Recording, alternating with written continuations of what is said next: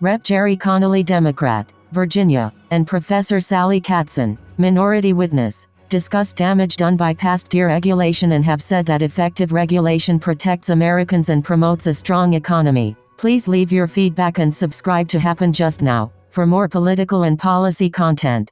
Recognizes Mr. Connolly from Virginia for 5 minutes. Thank you, Mr. Chairman. Thank you.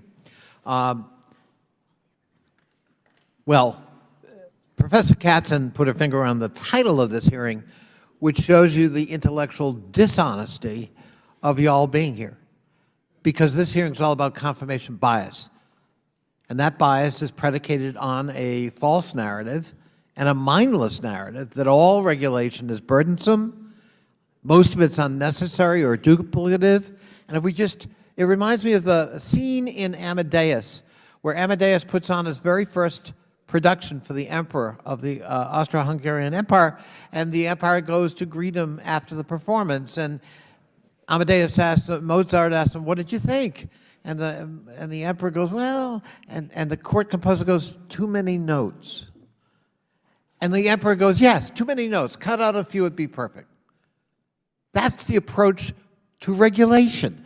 Let's have, for every new regulation, let's cut out two, as if they're all the same. There's no intellectual distinction between saving a life and making sure a drug is, pure. Professor Katzen, Upton Sinclair at the turn of the 20th century wrote a book called The Jungle. It led Theodore Roosevelt, a Republican president, to actually insist on regulation on food safety for the first time in America. Did Americans benefit from that series of regulations, do you think? I think they did. Ralph Nader wrote a book called Unsafe at Any Speed. That book led directly to more intensive regulation of the auto industry. Did that save lives? I think it did. And by the way, did the auto industry crash as a result of this ridiculous, or when the lady from North Carolina's word, absurd regulation? I do not think it did. It's No. still thriving. No. Rachel Carson wrote a book called Silent Spring that led to the environmental movement in the United States and the creation of EPA under a Republican president, Richard Nixon.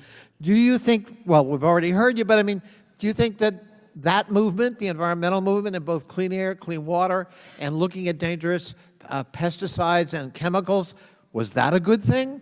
I think that was a very good thing. And your questions also show that books are good Yeah. and should not be banned. Oh, well, that's the kind of regulation some people seem to like. Now, is there a cost when we don't regulate? They've talked a lot. We've only heard about the cost of regulation. What about the cost of the lack of regulation? Does that ever happen?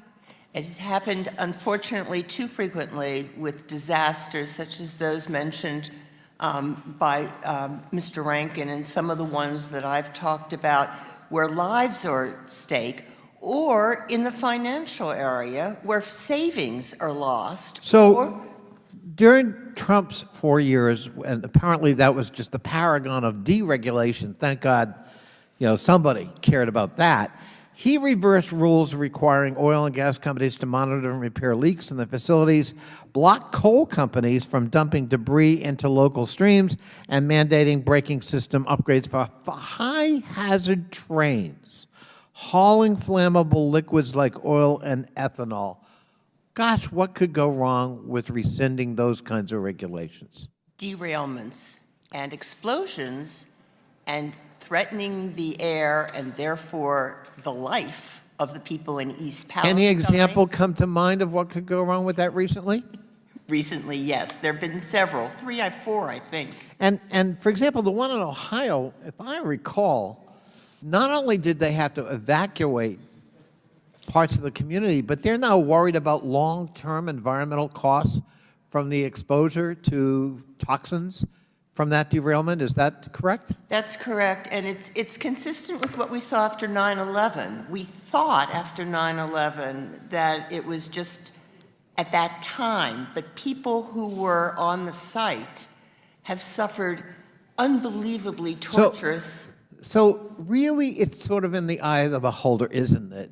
In terms of deregulate or regulate at your peril, and somebody else is deciding what risks you ought to take.